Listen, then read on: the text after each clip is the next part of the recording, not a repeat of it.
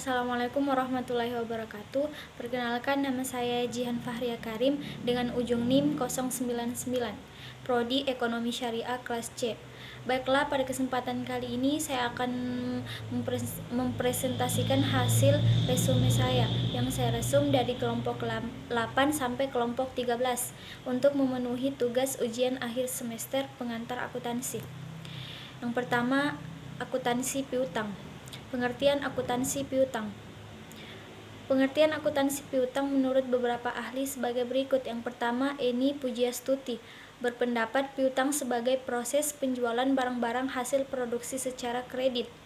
Yang kedua, Baridwan menyatakan bahwa piutang adalah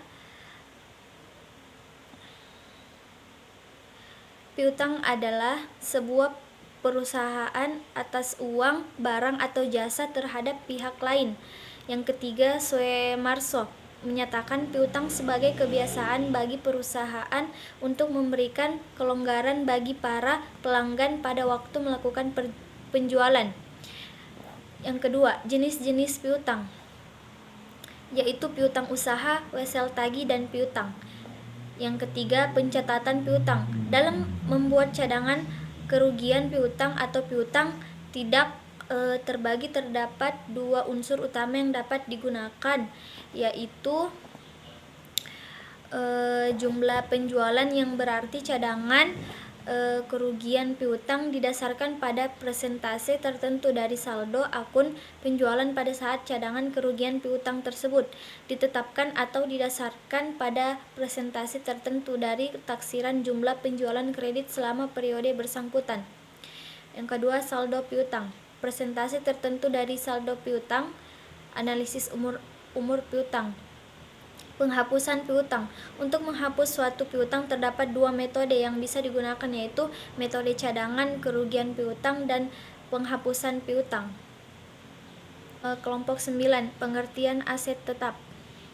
Aset tetap dalam akuntansi adalah aset berwujud yang dimiliki untuk digunakan dalam produksi atau penyediaan barang atau jasa, untuk direntalkan kepada pihak lain dan untuk tujuan administratif, dan diharapkan untuk digunakan selama lebih dari satu periode aktiva atau 3. Biasa disebut aset merupakan harta yang menjadi sumber ekonomi perusahaan yang digunakan untuk kegiatan operasional perusahaan. Menurut Pernyataan Standar Akuntansi Keuangan atau PSAK nomor 16 paragraf 5 menyebutkan bahwa aktiva tetap adalah aktiva berwujud yang diperoleh dalam bentuk siap pakai atau dibangun lebih dahulu, yang digunakan dalam operasi perusahaan, tidak dimaksudkan untuk dijual dalam rangka kegiatan normal perusahaan, dan mempunyai masa manfaat lebih dari 1 tahun. Klasifikasi aset tetap. Aset tetap diklasifikasikan berdasarkan kesamaan dalam sifat atau fungsinya dalam aktivitas operasi entitas. Klasifikasi aset tetap adalah sebagai berikut: mencakup seluruh gedung dan bangunan yang diperoleh dengan maksud untuk dipakai dalam kegiatan operasional pemerintah dan dalam kondisi siap pakai. Umumnya aset tetap dibagi dalam 4 kelompok, yaitu tanah, perbaikan tanah, gedung, dan peralatan. Penentuan harga perolehan aset tetap. Aktiva tetap dapat diperoleh ketika suatu perusahaan melakukan transaksi pembelian secara tunai. Jika melakukan transaksi secara tunai, maka harga perolehannya adalah total harga pembelian bersih setelah dikurangi dengan potongan tunai kemudian ditambah dengan pengeluaran.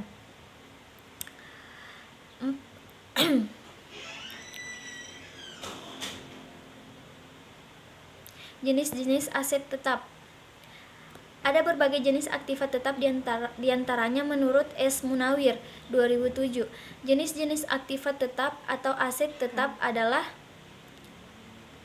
sebagai berikut. Yang pertama, lahan-lahan adalah bidang tanah yang terhampar, baik yang merupakan tempat bangunan maupun yang masih kosong. Dalam akuntansi, apabila ada lahan yang didirikan bangunan di atasnya, harus dipisahkan pencatatan dari lahan itu sendiri. Yang kedua, bangunan gedung-gedung. adalah bangunan yang berdiri di atas bumi ini, baik di atas lahan atau air. Pencatatannya harus terpisah, dan lahan yang menjadi lokasi gedung. Yang ketiga, mesin-mesin termasuk peralatan-peralatan yang menjadi bagian dan mesin yang bersangkutan.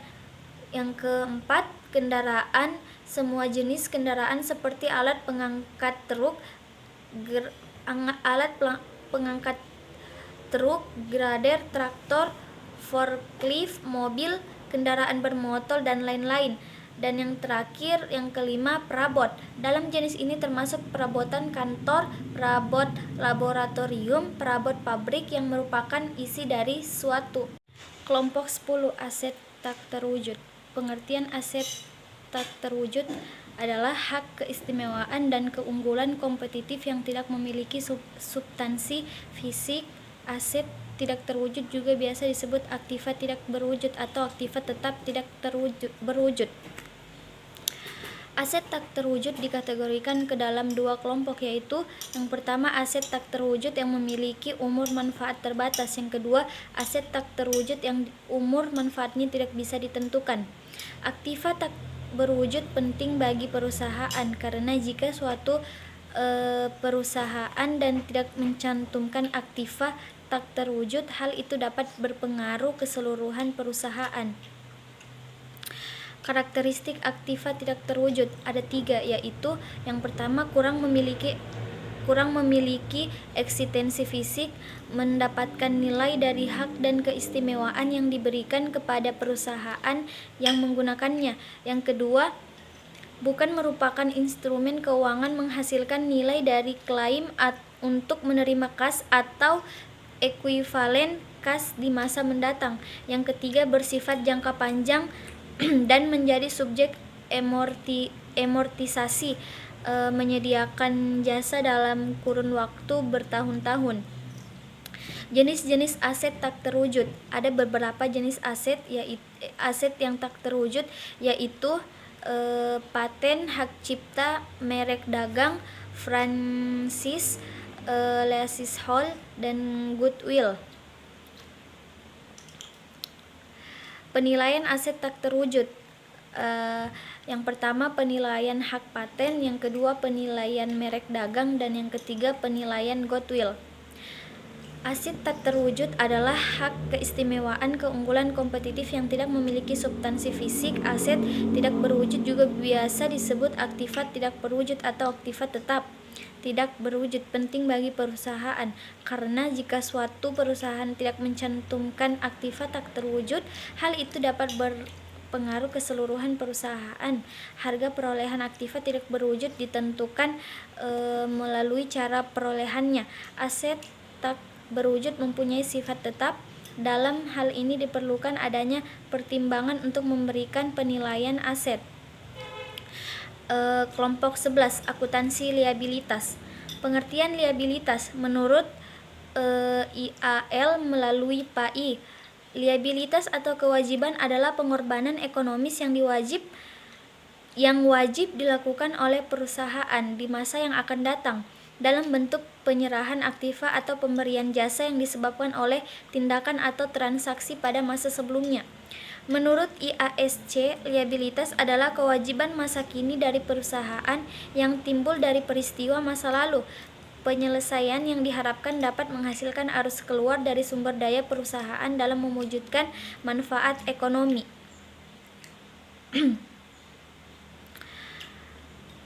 Karakteristik liabilitas atau kewajiban. 1. Karakteristik utama liabilitas atau kewajiban. Yang pertama, menurut VASB dalam SFAC nomor 6 1985. Yang kedua, pengorbanan manfaat ekonomi. Karakteristik pendukung atau kewajiban. Keharusan membayar kas, identitas terbayar jelas, pengakuan pengukuran dan penelitian. Jenis-jenis liabilitas.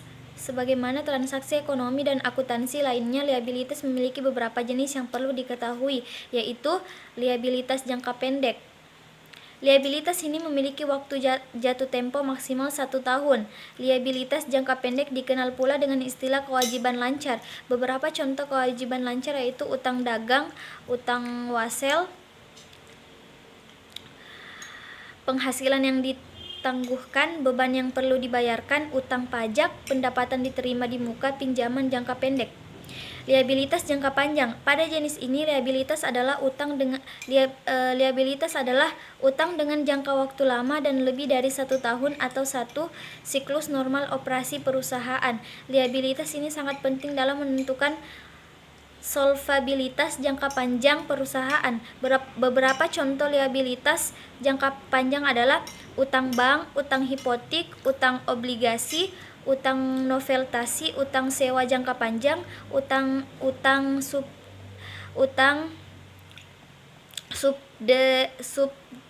subdersi, utang pemegang saham, dan utang sewa dana modal.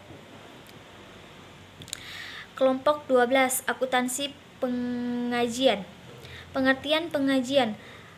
Gaji merupakan imbalan kepada pegawai yang diberikan atas tugas-tugas administrasi dan pimpinan yang jumlahnya biasa tetap secara bulanan. Besar gaji pokok yang diberikan kepada seorang pegawai biasanya tergantung dengan latar belakang pendidikan yang dimiliki, kemampuan maupun pengalaman kerjanya. Tujuan sistem pengajian. Menurut Mulyadi, sistem akuntansi pengajian adalah suatu sistem prosedur dan catatan-catatan yang digunakan untuk menetapkan secara tepat dan teliti jumlah gaji yang harus diterima oleh setiap karyawan, jumlah yang harus dipotong dari gaji itu, pajak penghasilan serta sia gaji yang benar-benar dibayarkan kepada karyawan. Dari definisi tersebut di atas dapat disimpulkan bahwa sistem akuntansi pengajian adalah keseluruhan prosedur dan teknik yang diperlukan untuk mengumpulkan data dan pengolahannya sehingga menjadi bahan informasi bagi pihak yang berkepentingan sehingga dapat memenuhi kebutuhan pengajian yang efektif. Standar dokumen dalam sistem akuntansi pengajian menurut Mulyadi sebagai berikut. Dokumen pendukung biasanya dikeluarkan oleh bagian kepegawaian yang berupa surat keputusan seperti surat keputusan karyawan. Kartu jam hadir digunakan untuk bagian pencatatan waktu untuk mencatat jam hadir karyawan. Kartu jam kerja digunakan untuk mencatat waktu yang dikonsumsi oleh karyawan langsung ditarik untuk pekerjaan yang disesuaikan.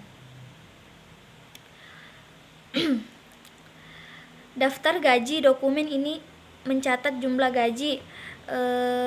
Rekap daftar dokumen ini merupakan ringkasan gaji per departemen yang dibuat berdasarkan daftar gaji. Surat pernyataan gaji, dokumen ini yang mencatat mengenai rincian gaji yang diterima setiap karyawan.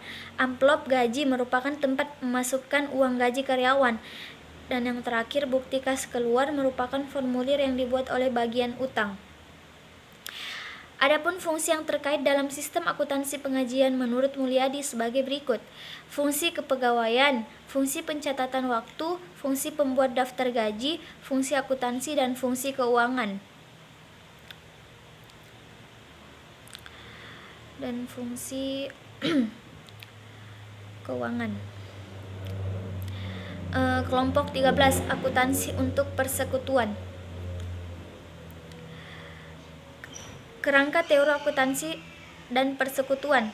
Teori akuntansi dapat persekutuan menurut para ahli. Yang pertama, ABP Statement nomor 4 dalam Smith's Question mendefinisikan akuntansi merupakan suatu aktivitas jasa yang adalah merupakan untuk menyediakan informasi kuantitatif, terutama yang mempunyai sifat dalam pengambilan keputusan ekonomis dalam memberikan keputusan pilihan-pilihan yang logis di antara berbagai tindakan alternatif. Karakteristik dan bentuk organisasi persekutuan. Karakteristik persekutuan cukup mudah untuk didirikan. Karakteristik dasar dari bentuk persekutuan yaitu kumpulan individu, keagenan bersama, umur yang terbatas, kewajiban yang tidak terbatas, kepemilikan bersama atas aset persekutuan. Bentuk-bentuk organisasi dengan karakteristik persekutuan. Yang pertama, persekutuan terbatas, persekutuan dengan tanggung jawab terbatas, perusahaan dengan tanggung jawab. Kelebihan dan kekurangan persekutuan. Kelebihannya bebas dari peraturan dan